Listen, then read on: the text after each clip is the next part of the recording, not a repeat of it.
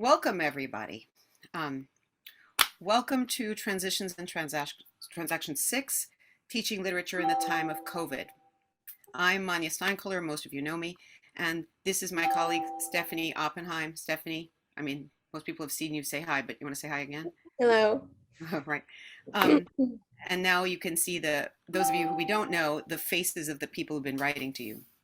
We are delighted you could join today, and we're excited to offer a venue for conversation among community college teachers about teaching and the challenges we face as teachers today. So I want to just mention a little bit about the conference and its history. Transitions and Transactions was born in 2012 after a very long faculty meeting when Margaret Barrow and myself asked one another, like, what are we doing? Like, what is important to us? And how do we keep the inspiration that formed us as teachers alive, awake, and engaged? There's nothing like a long faculty meeting to ask those kinds of questions, right? And the conference was born. It is the only conference of its kind that focuses on teaching literature in the particular environment of the community college. It's dedicated to providing a forum for teachers to reflect upon what they do, how they do it, the choices they make, the constraints they find themselves in, and the possibilities of invention, development, and change. When the conference began, we saw more students in community college than ever before. And as we know, at community college, we have challenges that are specific to us. We host a more diverse community in every respect than any other kind of educational institution. Our population is diverse in terms of age, race, ethnicity, social class, preparedness, language background, and in countless other ways.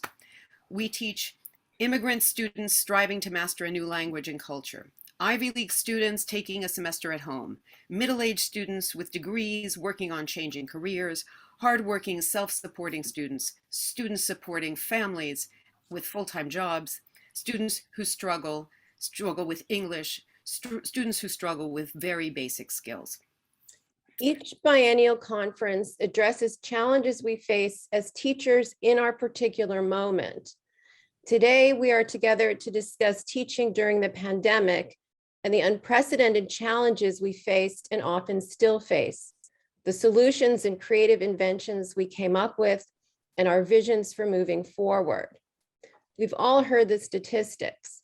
COVID has propelled us into an era of online learning, the social, political, cognitive, and economic consequences of which remain concerning and even alarming. Even this conference itself has been impacted by COVID. An entire panel of speakers had to pull out on account of the virus. We are grateful to all of the speakers who have come together today to build community in the often cold and isolating Zoomiverse. The spirit of this conference has always celebrated the power of literature and the strength of conversation to build bridges. We have many people to thank for making today's conversation possible. First, we thank Provost Senior Vice President Erwin Wong for his support of this conference. We also are very fortunate to have a dedicated and supportive department chair, Claire Pamplin. During the pandemic, at a time when our institutional ties and life ties felt fragile, we were grateful to have a department chair who had our backs, caring not only about student learning, but the well-being of faculty under unforeseen and often very trying teaching conditions. It was Claire who also helped us forge a connection with NICEA, allowing a broader audience of concerned teachers to participate in today's conversation. We thank the members of NICEA who have helped publicize this conference, and we are glad to have their participation. We'd like to thank our returning presenters and those who had been scheduled to speak at the canceled Transitions and Transactions 5 in 2020 who have come back today. We'd also like to thank the members of our conference committee, Margaret Barrow, Tricia Brady, Carlos Hernandez, James Hoff, and a special thank you to Cyrita McFadden, without whose genius and technical expertise, well, we would have no website, not to mention a lot of other problems. So thank you, Cyrita. We also would like to thank our diligent and tireless work study student, Atya Ramkaran, who single-handedly sent out thousands of emails and learned an entirely new computer program to be able to to do that, these mass emails, and kind of canvass the country so that this conference could come together. And Yeah. Finally, we'd like to thank Lisa White, Vinton Melbourne, and John LaFortune from the Media Center, who helped us a great deal. And now we are pleased to introduce Claire Pamplin, our department chair, who will say a few words of welcome. Claire. Thank you so much. I'm a little bit overwhelmed by that. That introduction and those thank yous are deeply touching to me, and certainly obviously well deserved. And thank you, Steffi and Manya. It's been a wonderful thing for me to watch this this conference come together, and I'm just so happy to be here. You know, I wanted to say a few words about sort of what the pandemic means to me, and to talk about how it affected us and what came out of it, out of the experiences in the English department. Just very briefly, it's no news to anybody that the past 2 years have been very, very difficult.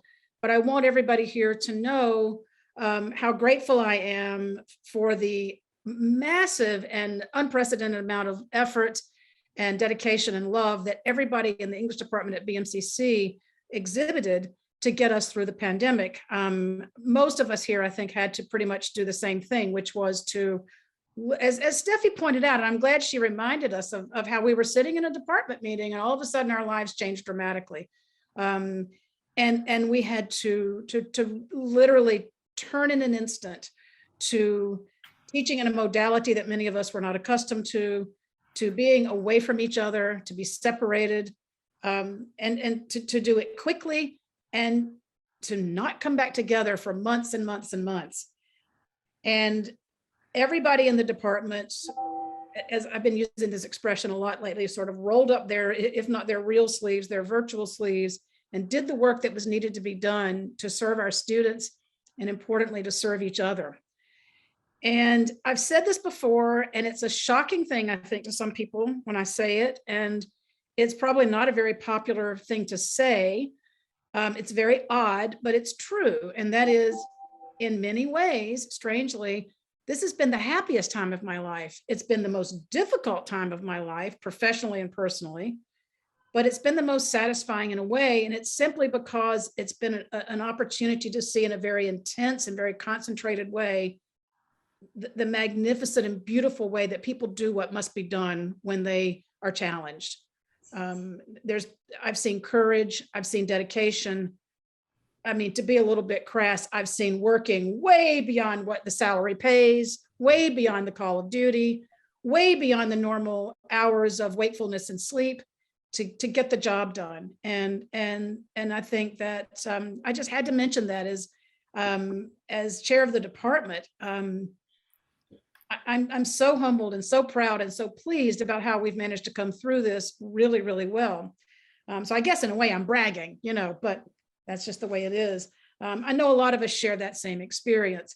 I don't want to downplay it. The pandemic and the separation, the social separation has been devastating for a lot of people, not to mention the health problems that many of us have suffered.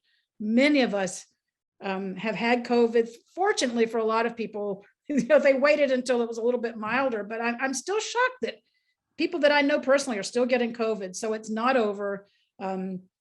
But we've survived, we've done it, and we're here. And I'm very, very pleased about that. And I thank everybody for all the hard work. The final thing that I want to say about this conference specifically is it's just so good to come together to what we have to offer together, to share it. And that's really the way I see it. For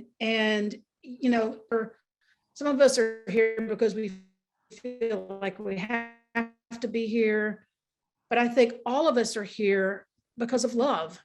And I started thinking, what am I going to say this morning at 8:45 when typically I'm still in my pajamas having coffee, And I thought, this is a celebration of love. This is a celebration of love for our students that we have, love for each other. And even as aggravating as our institutions can be, most of the time, love for where we work and for what we're doing. And when we come together in a conference, it's a celebration of that. We get to share our research, what we've been doing, the hard work we've been putting in. And I guess I should mention again, doing that in a state of isolation, sort of swatting away alone in your room, trying to write something, has been hard. But I'm just so pleased and fulfilled to be part of the celebration of the love of our work and our profession. And I just really appreciate and thank you for inviting me to give these welcoming remarks. And I hope that they've been received in the spirit that they're given. I know it's a little tricky sometimes to even talk about love, in this particular context, but that is really what I want to live. Sometimes people will say to me, "Oh, do you have to go in today? Do you have to go to the campus today?" And my answer is, I love my job. I don't want to get COVID, but I love going in. This is what it's about. I tell my students, English 101, English 201, look, if you're not finding some joy and some love in this, there's something wrong here. Raise your hand and let me know, and I'll try to do something because I enjoy, if not actual love. So here we are. I'm looking forward to the panels, and I thank you so much for hearing me out. Thanks, Claire. Thanks, Claire. Can people hear? I want to make everyone aware of a last-minute change to today's program. The 10:30 panel, Reading Together in Virtual Spaces, has been canceled. That one panel, not all the 10:30 panels, just that one panel.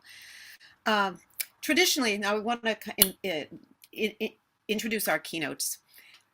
Traditionally at this conference, we've invited individual keynote speakers to address a topic that was chosen for the conference. This year, we have the pleasure to tell you that we asked for a soloist, but we were gifted an entire chorus. So Professor Breyer and Professor Gold and their colleagues will speak today to our need for interaction, exchange, collaboration, and thinking outside of our habitual approaches to invent and create. It is our privilege to introduce the chairs of our keynote panel. Stephen Breyer is an emeritus professor in the PhD program in urban education, the Graduate Center, CUNY, where he taught courses on the history of public education. He founded the Interactive Technology and Pedagogy Certificate Program at the Graduate Center in 2002 and the New Media Lab. He is a historian who has published widely on issues ranging from U.S. social and labor history to the uses of digital technologies and tools to improve academic teaching, learning, and research.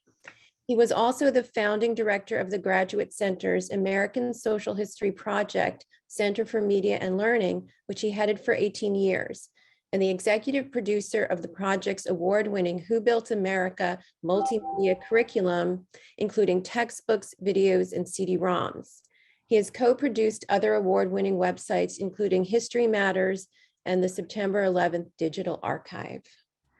Professor Matthew Gold is Associate Professor of English and Digital Humanities at the Graduate Center, where he holds teaching appointments in the PhD program in English, the MA programs in Digital Humanities and Liberal Studies, the MS program in Data Analysis and Visualization, and the doctoral certificate programs in Interactive Technology and Pedagogy and American Studies.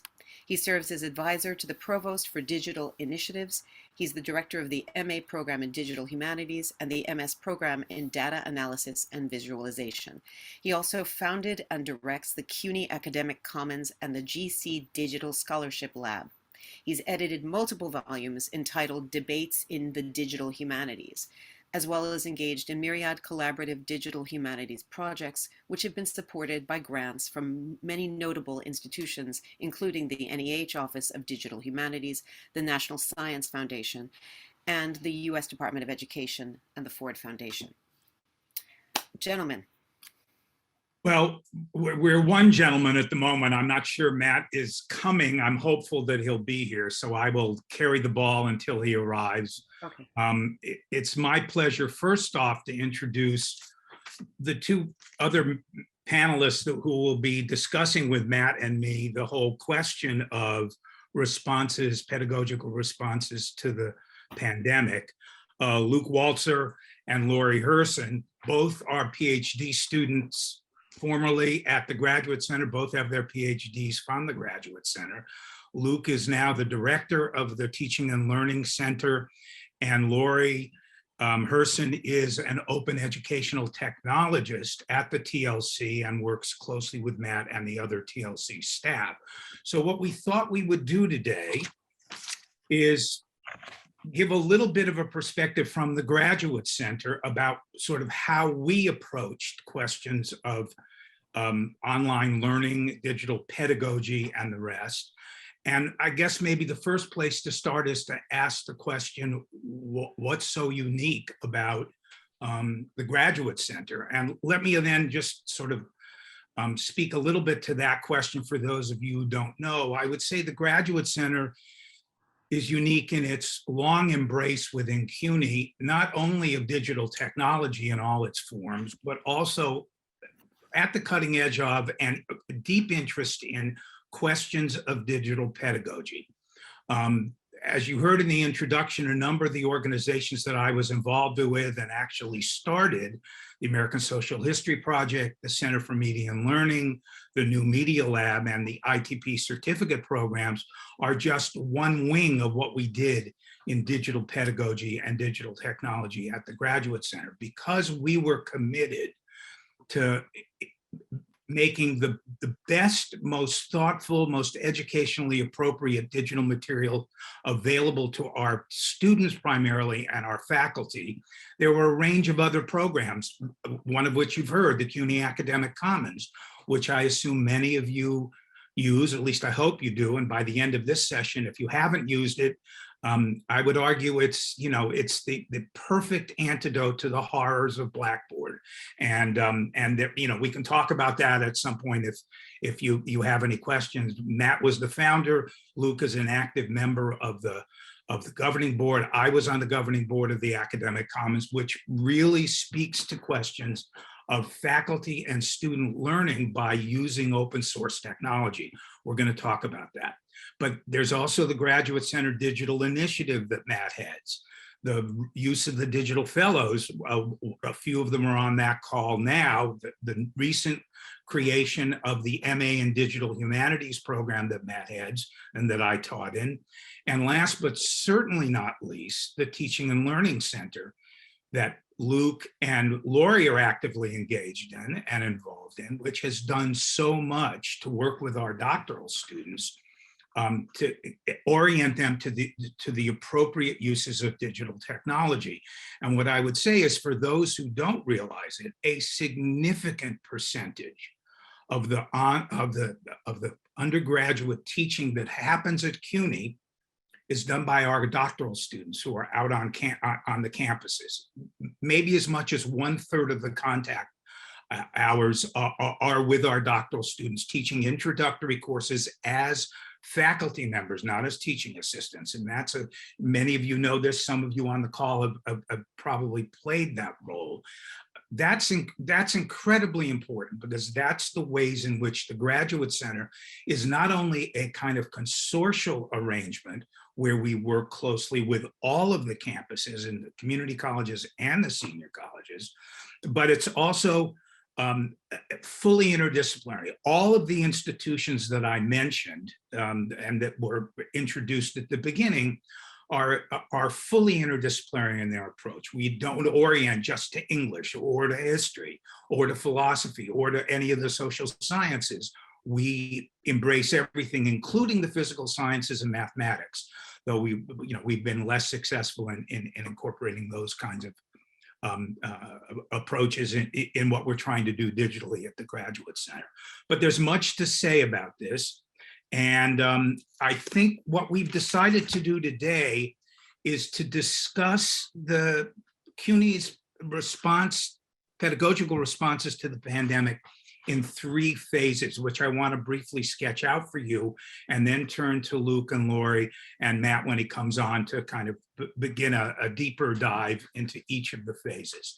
The first phase, of course, which probably everyone on this call was involved in, was in spring 2020 in March, when we got the word that, in effect, we had to go completely remote. And many of us, myself included, We're teaching face-to-face, and then literally overnight, we were forced to, to go fully remote. And we had to deal with that particular thing. In that first phase, in that first semester, there's, CUNY Central's response, which was fairly rapid, what they did or didn't do to make that possible. We'll talk a little bit about that. Then the big center piece, the second phase, runs from the summer of 2020 through the summer of 2021, when everything is fully online. And there are a range of responses that the Graduate Center and other campuses sort of put in play to respond to that eventuality and that circumstance. What do we need to do, not only to be technologically able to do that, but also pedagogically able to do that? So we'll talk about the role of workshops, and Luke and Lori will speak specifically about what they did at the Teaching and Learning Center, the role of the CUNY Academic Commons in a lot of this, which is, I think, a really central role that it played. And then finally, the third phase, which is essentially from the fall of 2021 through the present and into the future. What are the lessons learned? How do we want to think about how we're dealing with this moving forward? What do we take away from what we did right, and what did we do wrong? And how do we learn whatever lessons are to be learned to not repeat in the future? Because this seems like the pandemic becoming an endemic. This is an endemic problem that the university needs to deal with. We can't simply assume in a facile way that educational technology is just going to be here and we're going to deal with it. It needs to be much more actively engaged in. So let me give Luke and Lori a chance to talk a little bit about the TLC and get us started on their perception of what happened in phase one in the spring of 2020. Thanks so much, Steve. And thank you all for being here. Thank you for the invitation. It's good to see familiar faces and familiar names in this Zoom. So as Steve said, I direct the Teaching and Learning Center at the Graduate Center. I also teach in the Interactive Technology and Pedagogy certificate program and in the MA program in Digital Humanities.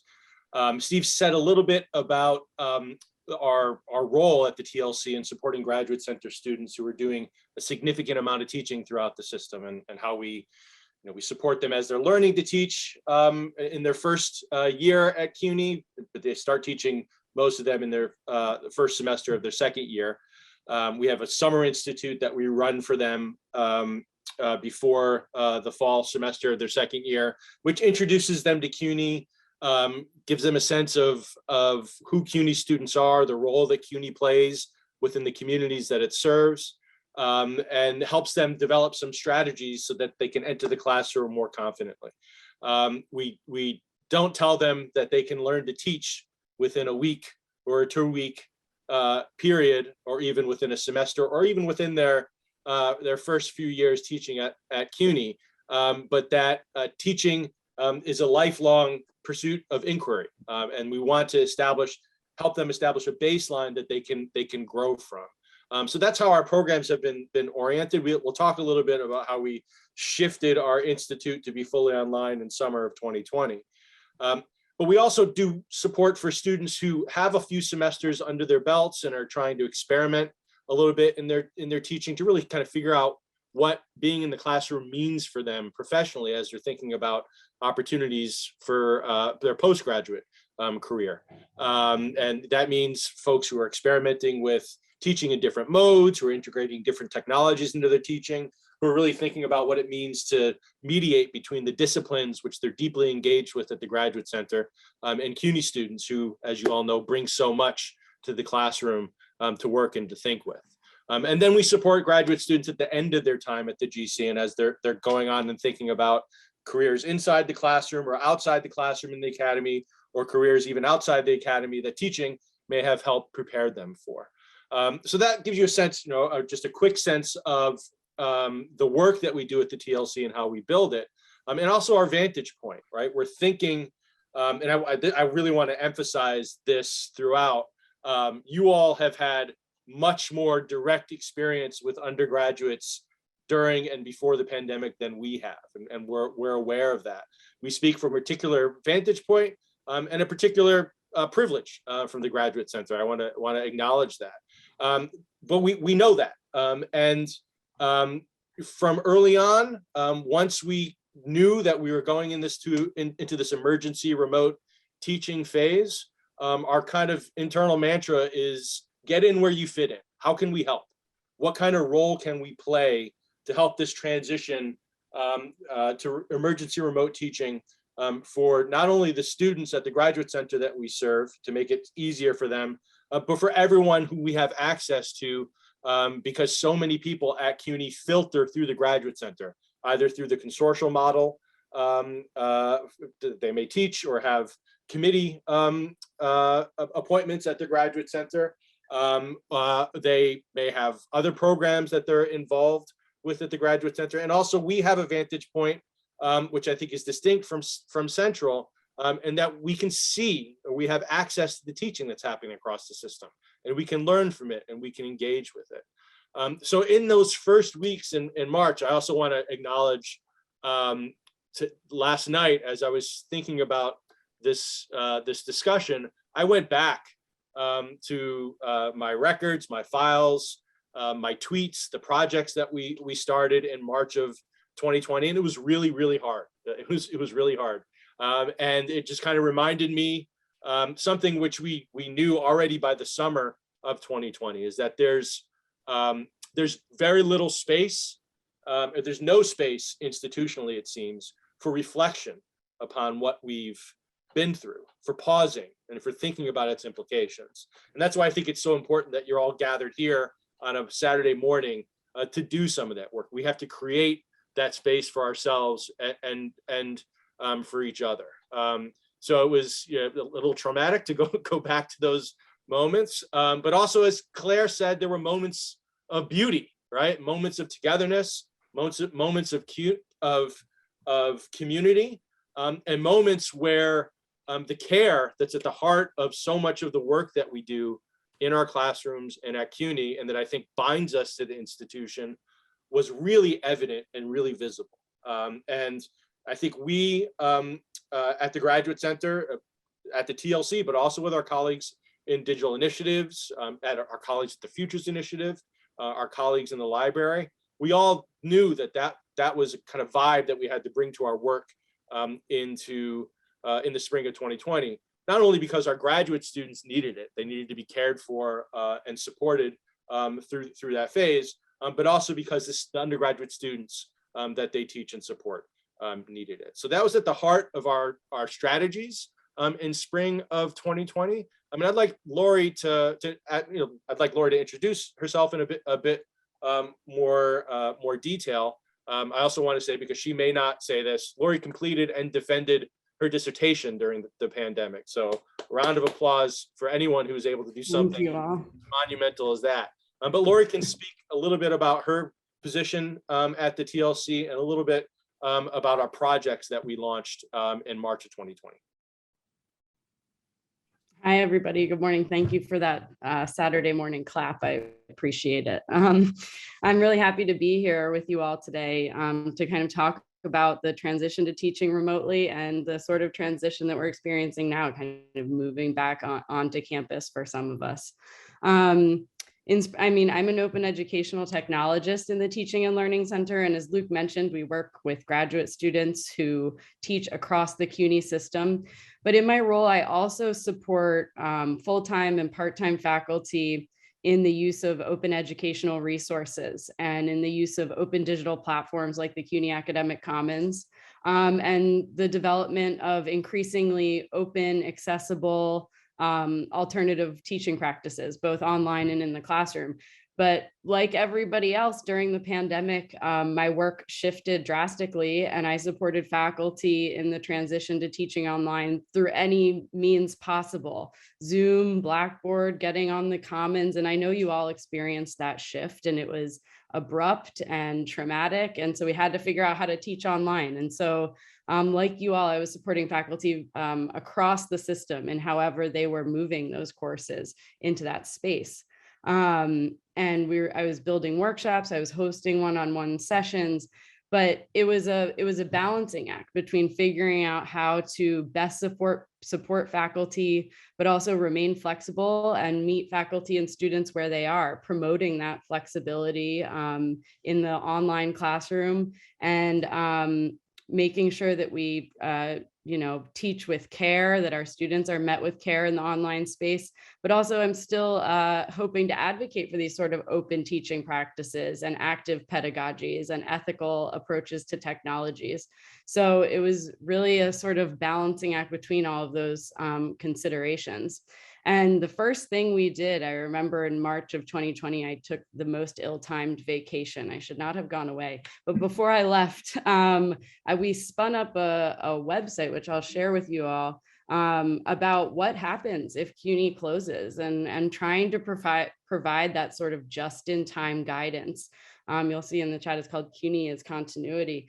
And it was like, what do I do if campus closes? Where can I find resources? And this ended up being really, I think, helpful for faculty across the system. It was one of the most viewed common sites in history. It had like 5% of all views of during that week. And so faculty from across the CUNY system were looking at that site. It had resources that were developed by the TLC fellows and postdocs about quick tips for transitioning to online. And it was just kind of that sort of care, we were just trying to help folks get situated, faculty, students, everyone, making sure that we build in flexibility, that we take into account the university's pass-fail grade policy once that was released, and really providing that sort of hands-on support.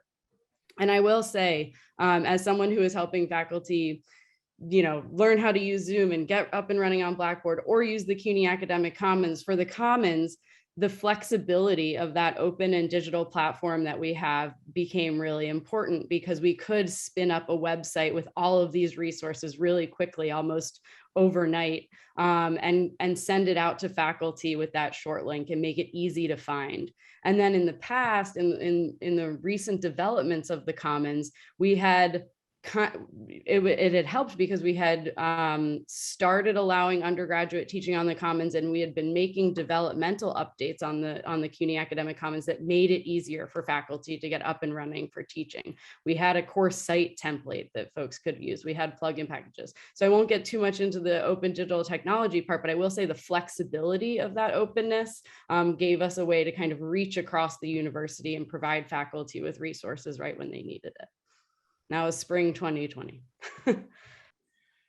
So I wonder, Luke and Lori, if you could speak a little bit about CUNY Central's response initially in this first phase, what they did right, what they did wrong. Yeah, sure. So, we were, I remember I'm on the committee on academic technology. And I remember meeting with that, and that's a committee that's drawn 2 representatives from every campus across CUNY that meets monthly. And at that point in the committee's history, the then executive vice chancellor, Jose Luis Cruz, was convening the committee and trying to get to know folks, and he was taking a deep interest in educational technology. And it was rare in that committee's history to have someone who's so positioned to impact policy engaging with faculty and staff to that extent. And I remember we had a meeting at the end of February where, and I want to emphasize how rapidly this happened, and it's bracing just to kind of think back to it. The last week of February, we started thinking, well, maybe the university is going to have to respond to this, or we may have to go online for a couple weeks, or we may have to close down. So you started hearing murmurs of that, and within 2 weeks, the university had gone fully remote. And I remember that meeting at the end of February, where we started talking about strategies, and we started talking about how CUNY Central could facilitate the sharing of resources across campuses. And to his credit, Cruz was very interested in that. But it's not something Central is particularly good at. They're good at listservs. They're good at kind of top-down communication, but they're not good at facilitating the kinds of dialogic interactions which faculty need as they're trying to figure out how to take something that they're doing in one format and to translate it into another format amidst the chaos and uncertainty of New York in March. So we knew that we had the Commons, which is a place that folks could pretty easily spin up websites if they needed them to get information out to their students and to engage with them.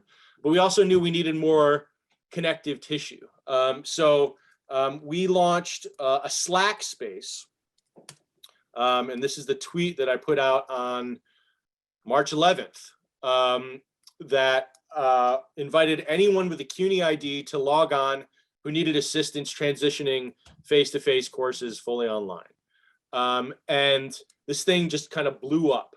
By the end of the semester, we had almost 2,000 faculty members at CUNY active in the space, sharing ideas. We had all the CTLs, or most of the CTL, Centers for Teaching and Learning, throughout CUNY took kind of turns staffing the space. And we knew that there was coverage from 8 a.m. until midnight, that someone was watching the space in case a faculty member came with a request. We had different channels for different campuses. We had channels on particular technologies. And it became a space for us to facilitate connection and support. I did get a message from a CIO from one of the campuses asking me why we hadn't built this in Teams, to which my response was, I don't know a single faculty member who's using Teams right now, but they can get started in Slack by just clicking this link. I'm sure that's changed, and I don't want to harsh too much on Teams, just a little bit. So Central was aware of this and kind of promoting it, and paying attention, right? One of the kind of ideas that we came up with during those first few weeks was we wanted to get certain messages out to the community about our moment. We wanted to push back against any presumption that this was online teaching. This is not online teaching. This is remote teaching in an emergency, in a university that has been pummeled by years of austerity, and students who we know from research that our colleagues like Maura Smale and Mariana Regalado do, that students may not have access to the technologies they need to fully engage in synchronous online learning, right? Having that kind of structure in place takes time, it takes planning, it takes support. I know you know this at BMCC. Tom Harbison, who's an old colleague of ours from the Graduate Center, is a graduate of the ITP program and the history program at the Graduate Center, is the director of the Office of Online Education at BMCC. I know the extent to which BMCC prepares students for online engagement, right? So we really wanted to push to faculty, to GC students who are teaching, and to any faculty from throughout the system who came to us for support, that the goal for the spring semester was to keep students connected, to keep them engaged, not to do anything that would push them away from the experience of the course or the institution, right? And to make it as easy as possible for them to get through the semester alive, healthy, and connected to the institution. Right. So one of the ideas we came up with was the minimal viable online course, right? And we pushed asynchronicity at this point, right? We don't know the extent to which our students have digital connections in their home that can facilitate synchronicity, right? So a student should be able to finish the course just by email, right? So we gave faculty some guidance on how to set that up so that students could engage with minimal connections. Again, Central was kind of aware of this and circulating some of these ideas. We weren't the only folks who were pushing this. The other centers for teaching and learning were also kind of moving along the same lines. And to Jose Luis Cruz's credit, these ideas kind of filtered into the guidance for academic continuity memos that were circulating top down from CUNY throughout the spring semester, right? You saw this show up in the shift in the grading policy that Central made in spring, where students could elect to go credit, no credit through the end of the semester. You saw this show up in some of the in attendance policies that were relaxed by Central. And so there was an engagement from Central that in that moment in spring of 2020 that I hadn't seen previously, and that sadly I don't think has persisted in the couple of years since, right? So again, like I think Claire's point, this was a moment where the university was really was the best version of itself in acknowledging the reality. Again, something that hasn't always happened in the 2 years since, and making it possible for us to support our students by lowering the policy barrier to what they could do.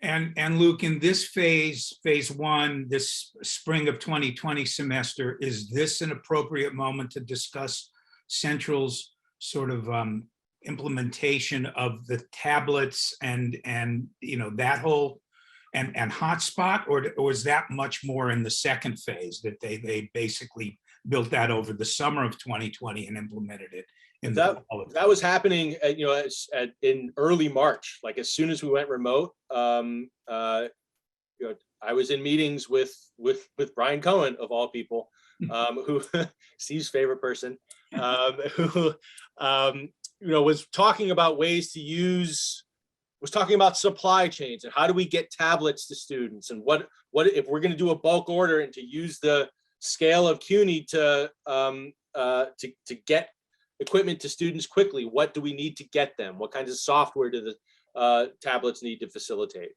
use of? How do we get hotspots to students? So those conversations, and that's CIS.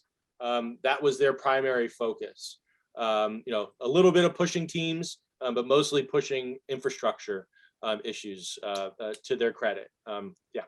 So that speaks to an interesting division, and one that we should probably keep in mind as we sort of go through this 2-year history, which is that CUNY Central, because it controls the budget and it controls the supply chain in a very real sense, even though there are sort of those possibilities on individual campuses, was very good at, or at least had the possibility of being good at, structural issues, but had, I want to say this and not sound judgmental, but that's impossible for me.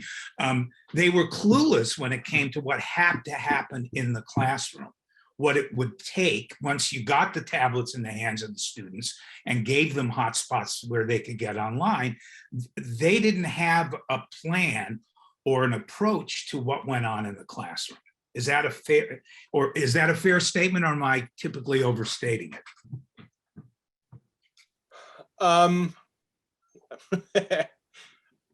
Is it possible for it to be both fair and overstated at the same time?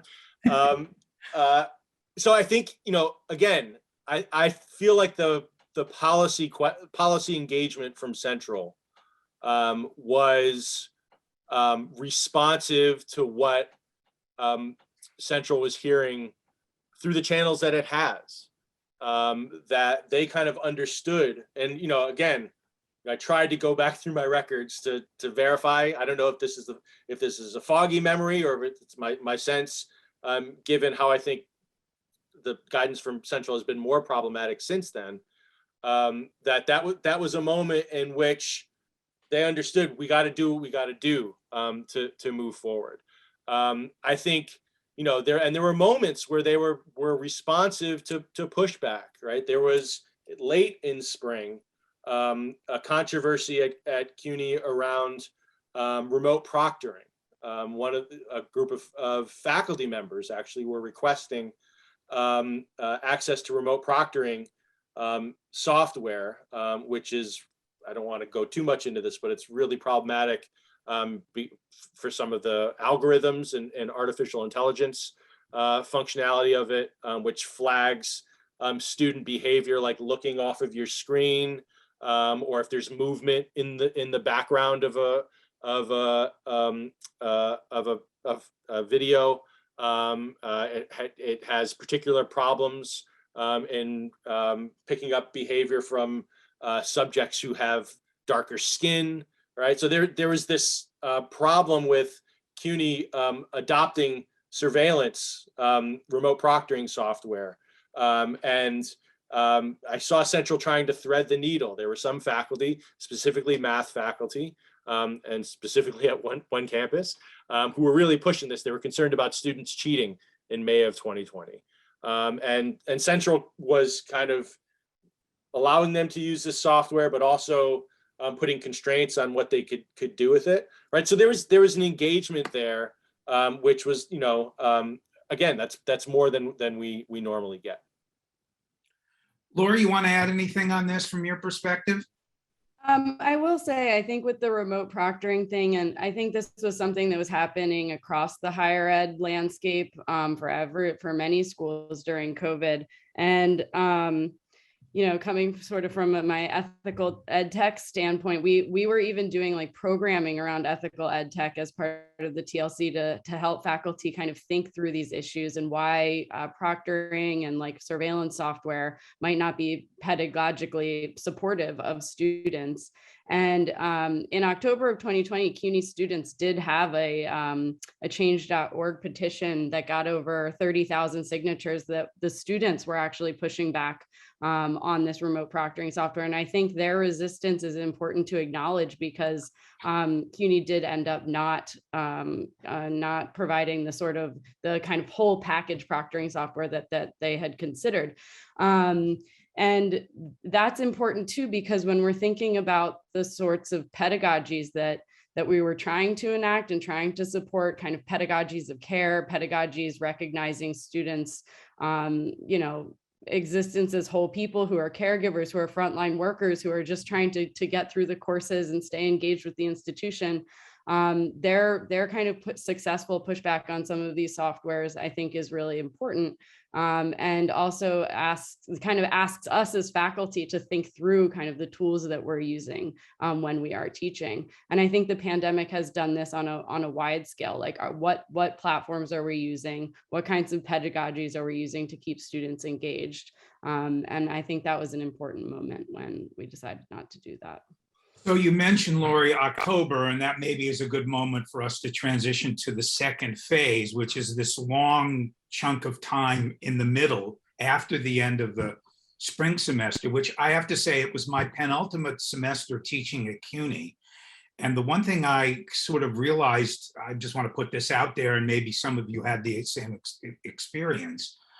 What saved that semester for me, teaching a graduate seminar of maybe 12 people, not anything close to what you all were dealing with, it was a bumpy road, but what saved it for me and my students was the fact that we had this couple of months face-to-face before we went remote. And so, relationships, personal relationships, face-to-face relationships had been established around the seminar table, and that the students helped carry each other through to the end, because, as Lori raises the issue of care, a lot of people struggle. This was really hard. Some people, liked the idea of being remote and not having to commute, but there were at least an equal number, if not more, who hated the loss of the kind of face-to-face relationship. And the fact that we at least had the benefit of a couple of months before we shifted to completely online really saved, from me as a faculty member, that semester in a fundamental way. That was not true on my final semester of teaching, which was the fall of 2020. And I wonder if we could, Luke and Lori, if we could shift to that period from the end of the spring semester of 2020 through the following that summer and the whole next year, academic year, and the following summer, because that was where a lot of what happened at CUNY and what happened in our individual classrooms got determined. Indeed, indeed. And I just want to note that I had the same experience in my spring class. I was teaching a critical approaches to educational technology class in spring of 2020.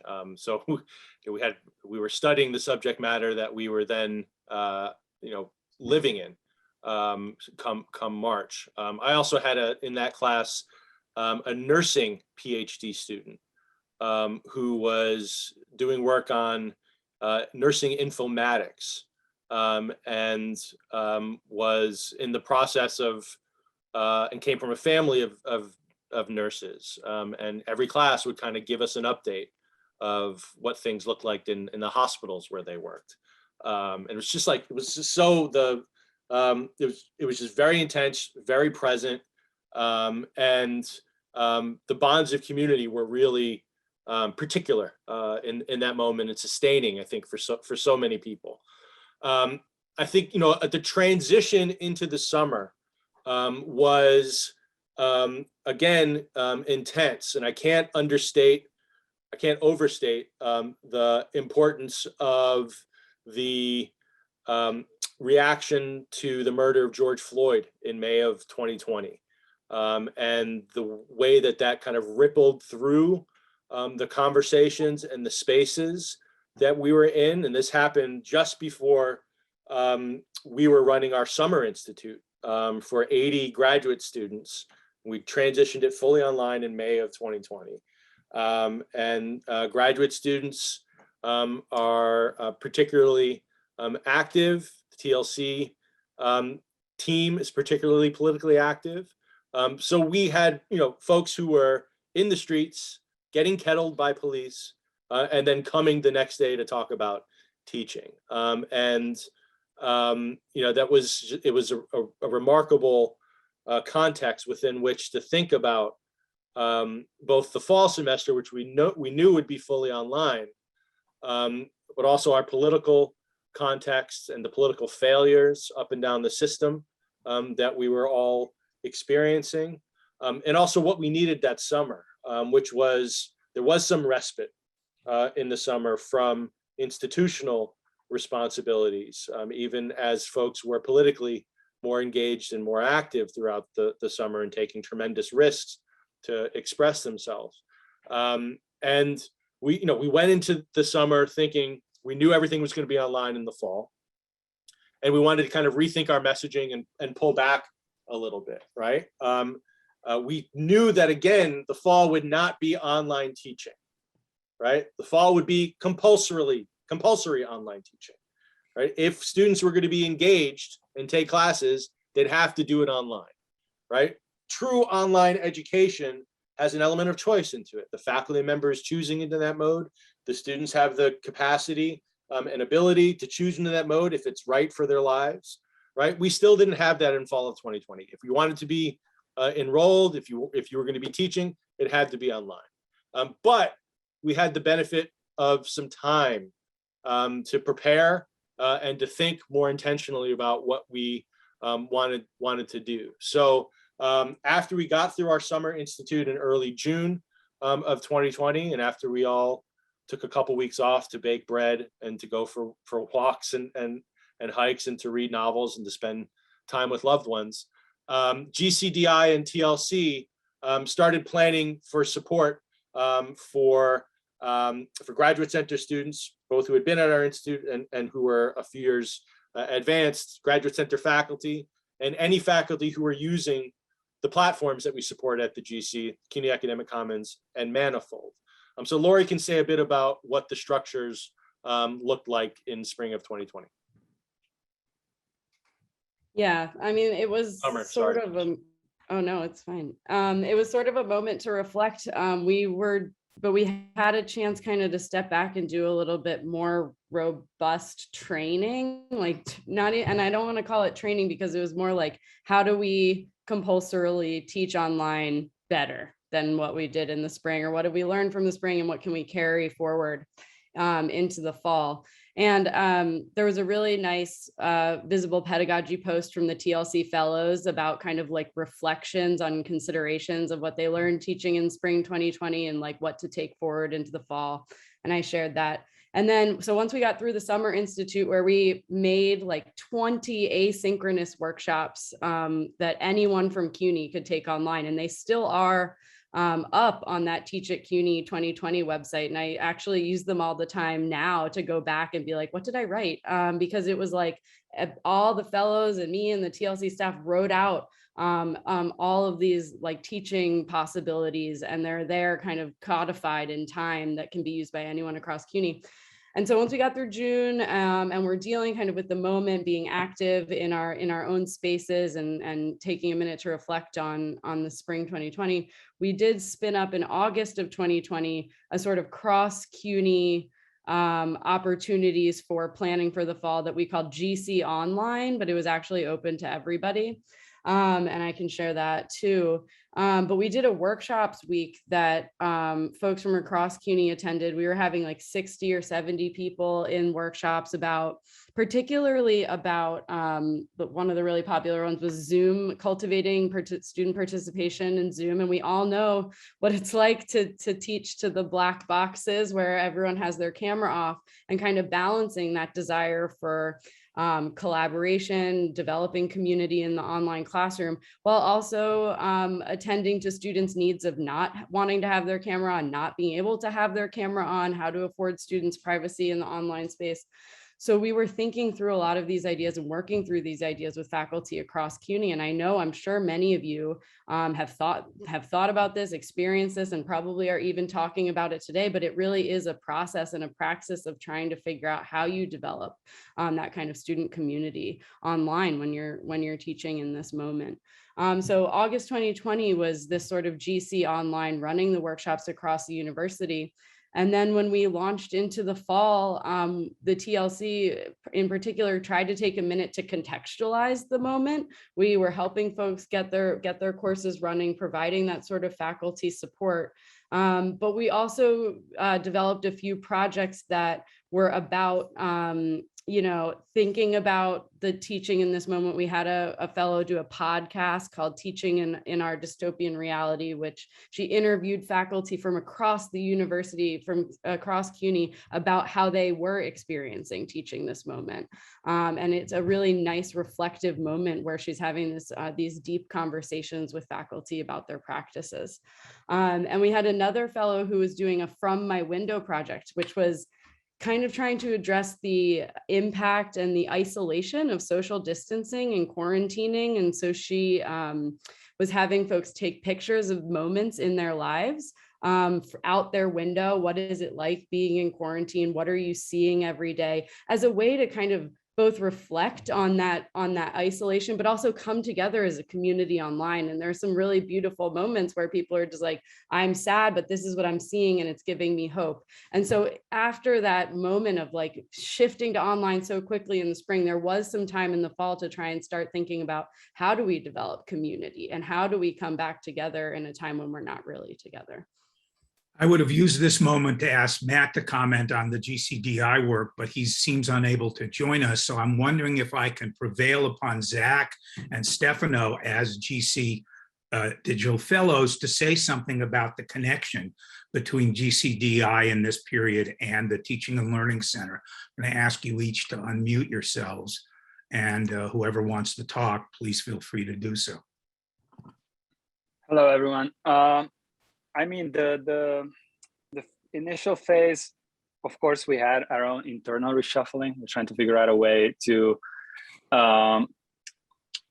change our own internal programming. What we do, digital initiatives, at the time when I was a digital fellow, we used to offer about 5 to 6 semester on specific platforms to implement digital tools in research for faculty, staff and students. So we're trying to figure out a way to make that happen in a way that was conducive to the new reality. And just to be clear, do you want me to address the first phase or the second phase or both? Well, we're in the second phase. So, I mean, Okay. Luke introduced this by saying that there was this partnership between GCDI and TLC beginning in the summer and moving into the second phase. So whatever, I mean, in other words, I would like we focused on what the TLC has done. What Yeah. what I had hoped also to do in this session was talk about what GCDI did. Yeah, I mean, with the for the GC Online series of workshops, what we did was we adapted some of the existing workshops that we had taught in the past to the new reality. You know, for example, how do you use in my case, how do you use Omeka to teach an online course? How do you use Omeka, which is an open source platform to create digital archives and digital collections, and so that's an example of one of the things that we did. But more than the content, I think my memory kind of takes me to the way we changed to our pedagogical approach to teaching workshops, because teaching technological tools online is not the same as teaching it in person. Right. And so the way it used to be in person, and it will be again, hopefully, was that we would have a digital fellow, a leading fellow teaching the going over a bit of a tutorial that showcased, you know, what a specific platform does, and kind of gave enough tools and material and knowledge to the workshop attendees so that they could become autodidacts in the long term. And then we would have a supporting fellow kind of going around the tables in the room and helping those who were, you know, they couldn't keep up with the pace, or they ran into a technical issue and whatnot.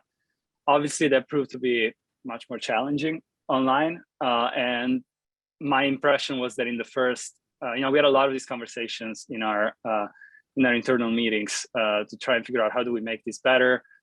And so there was a significant change in process in the way we taught these workshops. And one way that we decided to deal with this was to, I want to say 90% of the time we gave a link to a public facing an accessible tutorial. I want to put it that it's not necessarily what we called it, but that's what it was in fact, so that people could kind of familiarize themselves with the tools, with the terminology and whatnot. And then we would have a 60 to 90 minutes online moment that consisted either of going over the tutorial together, or in other cases of just having a kind of a conversation with the people who you know had followed the tutorial at home by themselves. So that was one of the things we did. And then, you know, the CUNY continuity, going back to the first phase, that was also kind of a lifesaver in terms of, to avoid that everybody turned to the digital fellows when it came to, you know, any kind of technological problem. So having that space really allowed to, you know, kind of optimize the resources available. I think like making sure that there was faculty knew someone would answer that question, and sometimes it would be us, sometimes it would be the Teaching and Learning Center from the GC, and sometimes Teaching and Learning Center from other colleges. So that was also really useful. Thank you. Zach, you want to add anything to what Stefano had to say about this? I'll leave it with Stefano, because I'm actually not a digital fellow, although there's plenty there to unpack. Thanks, Steve. I think it speaks what we're getting here. It speaks to the idea of the positive possibilities of flexibility and openness to new approaches. That's very hard to deal in a top-down, you know, command environment. And what we really benefited from at the Graduate Center, and hope we shared, was this sort of broad notion of exactly how to respond in a this was a crisis, although it was a sustained crisis. It was a crisis situation nonetheless. And the you know, kind of innovative ways in which I want to toot our horn a little bit here at the Graduate Center, we were able to use what we previously built and adapt it to this new rather scary new environment. And that's, it seems to me, what those workshops were able to do. Luke, you want to pick up on any of that?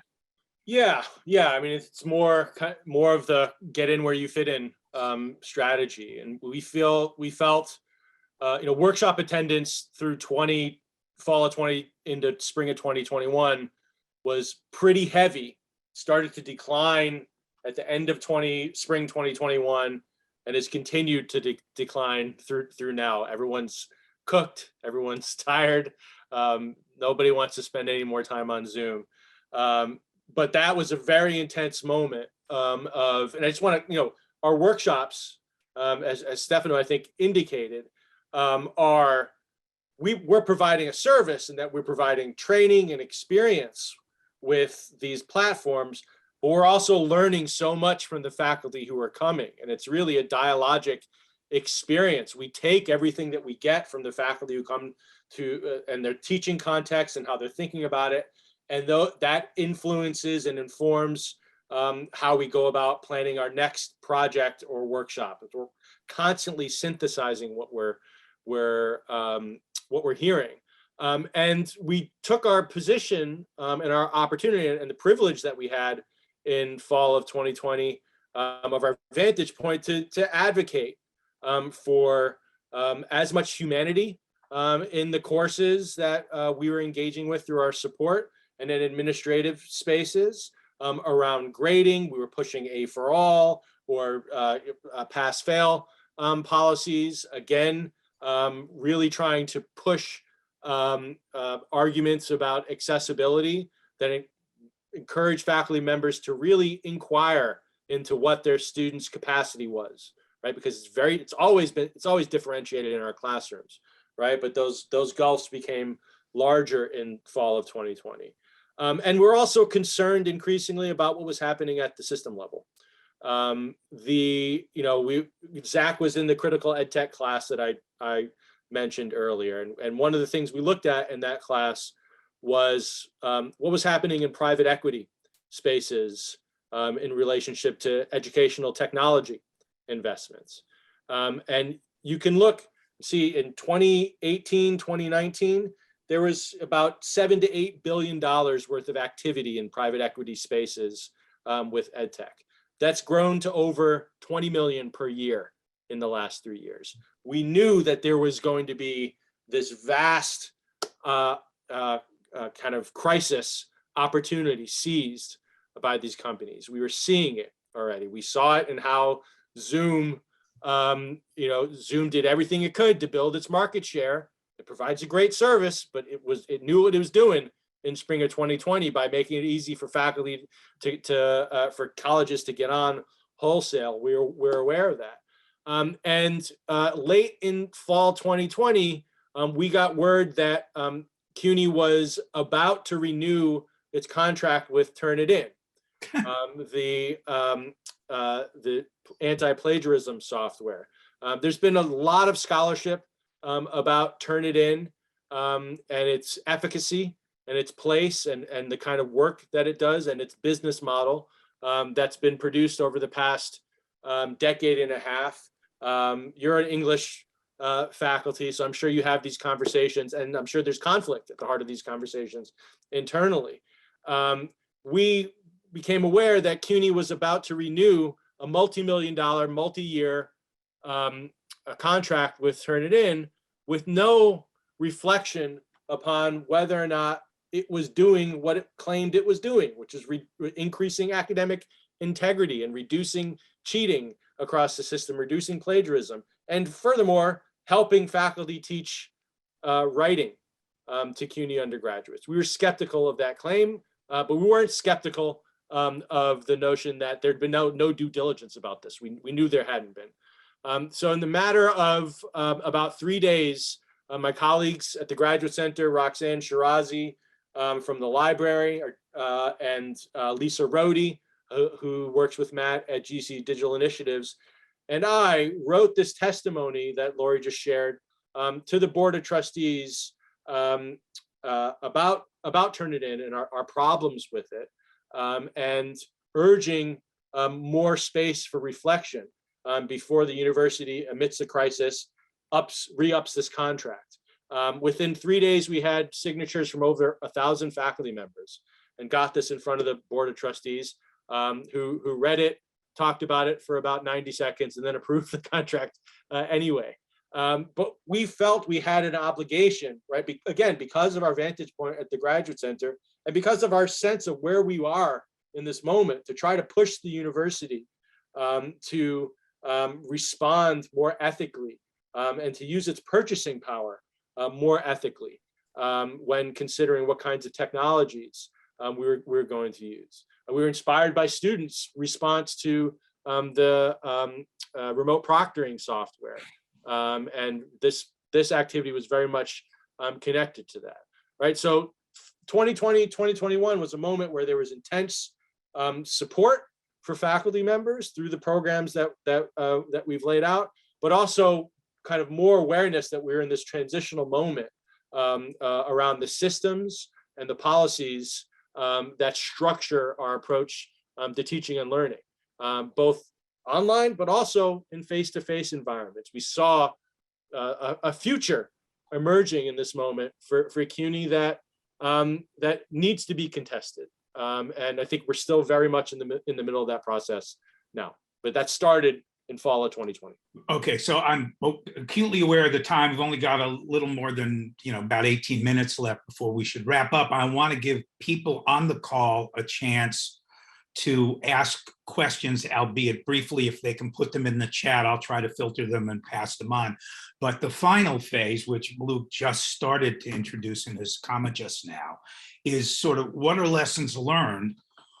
How do we apply what happened, what we did and what we learned about what we did to what's coming, both this sort of hybrid model, the high flex model that CUNY's embraced somehow or another, but also to speak to some of the questions that Lori raised at the beginning around issues of care, that Claire raised in her opening remarks about love. I mean, how do we incorporate a more caring, loving sort of approach to teaching and learning that isn't overly determined by technology, which is my biggest fear about what's going to happen in the coming period, is that technology will be over determining what we end up doing in educational spaces. So if we can talk about that, and people can, if they have questions, please pose them and I'll try to filter them, and in the last minutes we'll get a chance to give you the audience a chance to ask some questions.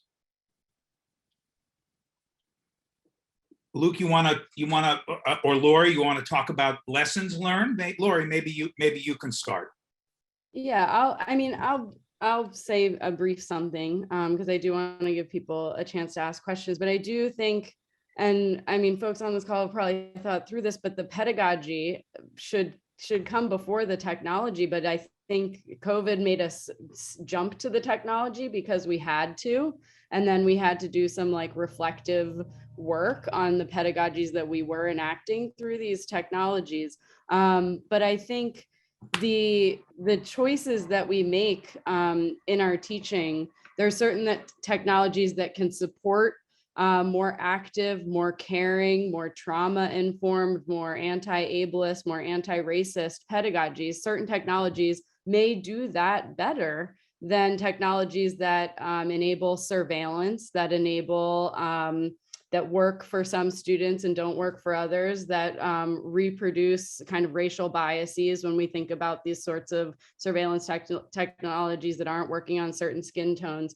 And so we don't want to just jump to the technology because it can do one or two things for us, but thoughtfully considering what we're choosing and what our pedagogical approaches are before we're making these choices, and really considering sort of the ethics behind the technologies that we're choosing. And I do think I want to take a minute too to acknowledge we've been talking about these sorts of open digital platforms and the CUNY Academic Commons and the flexibility that it allows. These platforms change because faculty use them. To Stefano and Luke's point, these are in dialogue with the teaching that happens. So when a faculty member asks, can the platform do this? an open source WordPress platform is going to be able to change in relation to the faculty needs and the student needs, and bring in different sorts of tools that will allow us to expand our pedagogies and our teaching practices. And even at BMCC, there's the BMCC Open Lab, which was there during COVID too, which is growing in your community, which is doing this sort of open and digital work at BMCC, the same way that the CUNY Academic Commons, you can use that too, but that's serving the whole community and will really respond to the needs of the community. So thinking about the flexibility and the pedagogies that the platform supports can enable more caring and active teaching practices. So I'll leave. I'll just jump on the tail end of that, and to say that these decisions and the institutional investments that that are implicated in them are expressions of care. And these tools, the technologies that we use as we teach our courses, are the means of pedagogical production, right? So it matters what happens with your data. It matters if your data, like the Turnitin's business model, is to extract value from collecting uncompensated student work, right? That matters. That has an impact on the systems in which we're teaching. And having faculty and staff and local control and influence over those systems is hugely important if we want to have the capacity to respond to crisis, if we want to have the capacity to have systems that respond to our needs.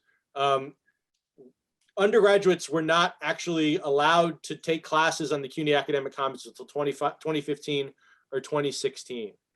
We got so tired of telling faculty members that they couldn't teach their courses on the Commons that we kind of lifted the restrictions, and now we have almost 40,000 people on the system. But that activity, right, the engagement on the system, the help requests that Lori gets as the open educational technologist supporting the Commons, that Matt gets as the director of the Commons for support developing projects, all of that information filters into our development cycle. And you can look back at the development we've done over the past 5 years.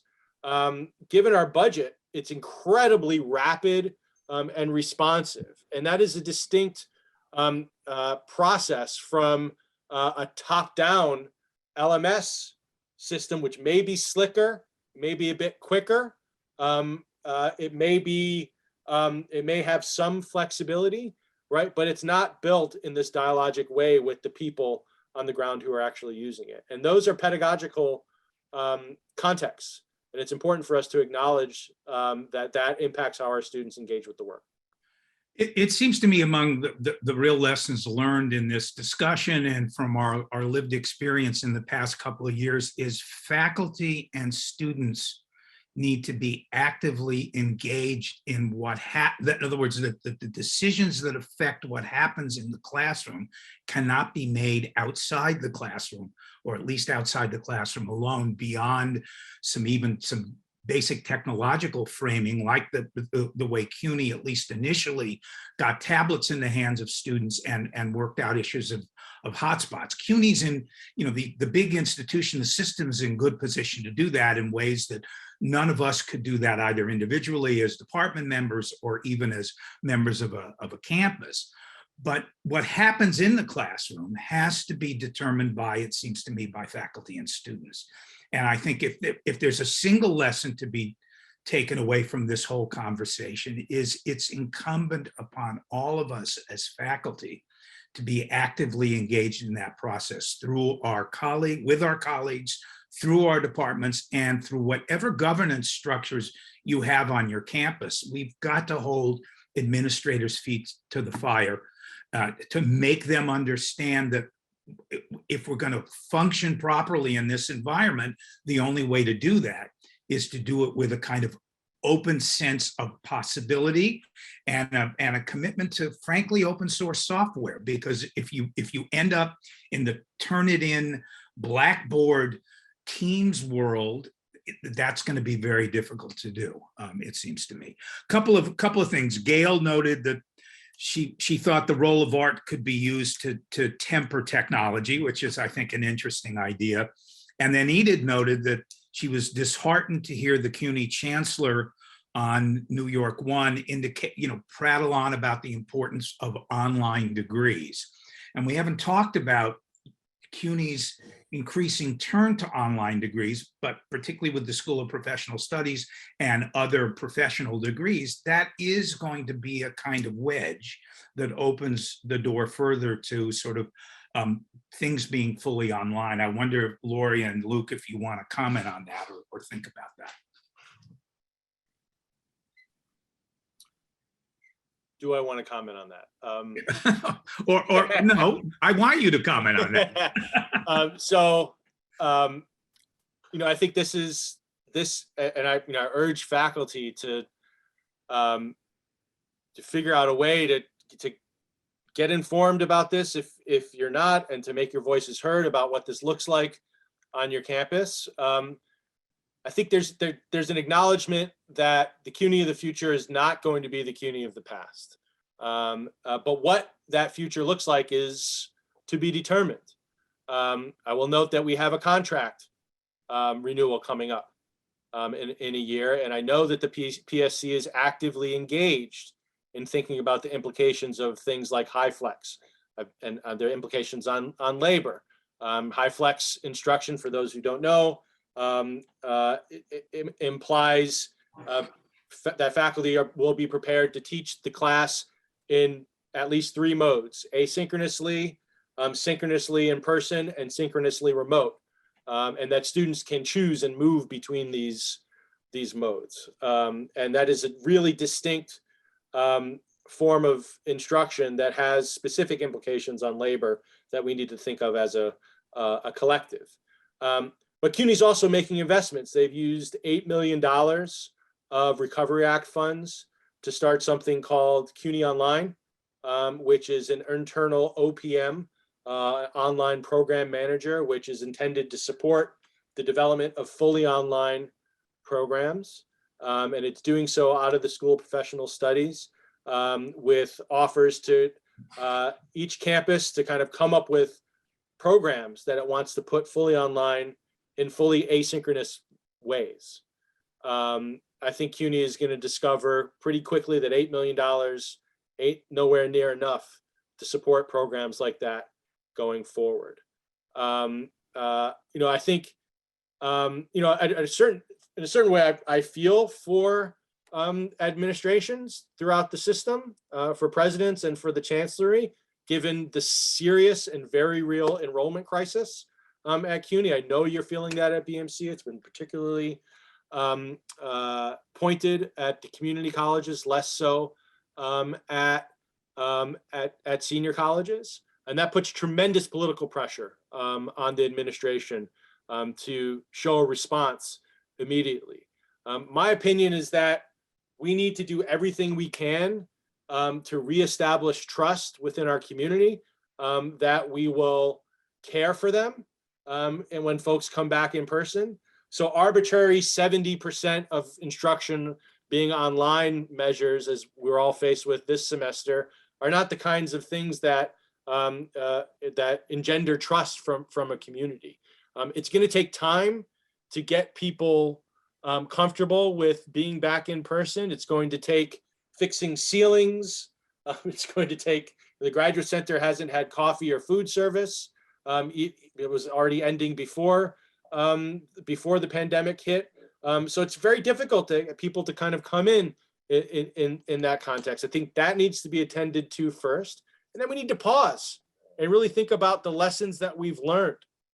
We don't need to staff our offices fully in person. It's just we can work more effectively than that. There needs to be coordination. There needs to be balance and fairness throughout the system.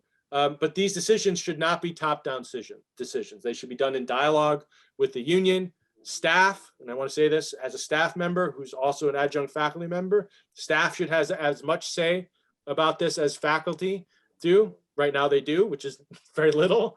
Administration is making kind of top-down decisions over what presence looks like. We've learned a lot, but we have not taken a moment to pause and to reflect upon how we work best and ultimately what we can do to make sure that CUNY students and the students from New York City who CUNY has historically served see this as an institution that will be there for them and continue to support them. Lori, anything you want to add to what Luke said there? That was pretty good. I do just want to note that Angela had mentioned it's hard to know how to pivot with the sort of constant state of response, and there was some agreement. And just like, we want that flexibility, but it's also, no one has said the word burnout yet, but I think we probably should, because that's happening in the constantly having to pivot and the university making decisions and just changing the mask policy mid-semester, and these things wear us down. And it reminds me of what we were saying in the beginning. I think, I can't remember who said it, but the university was kind of at its best when it was responding in time and when we were coming together as a community to deal with the shift to online. And I think really what was happening there is we were having to do this flexibility. We weren't burnt out yet, but we were also generous and taking care of ourselves, trying to take care of ourselves and each other. So like, lending that generosity to each other as we try and continue to pivot and deal with this need for constant flexibility is something that I just want to leave out there, as that kind of hope for ongoing generosity between faculty and staff, and trying to advocate in the university for supporting that kind of generosity and the things that we need to teach. I want to note Angela Florschutz has a very thoughtful comment in the chat, which we don't have time to read. Thank you for it. I encourage people to read it because I think she distills a couple of the really important issues we've been discussing here. We're pretty much at the end of our time.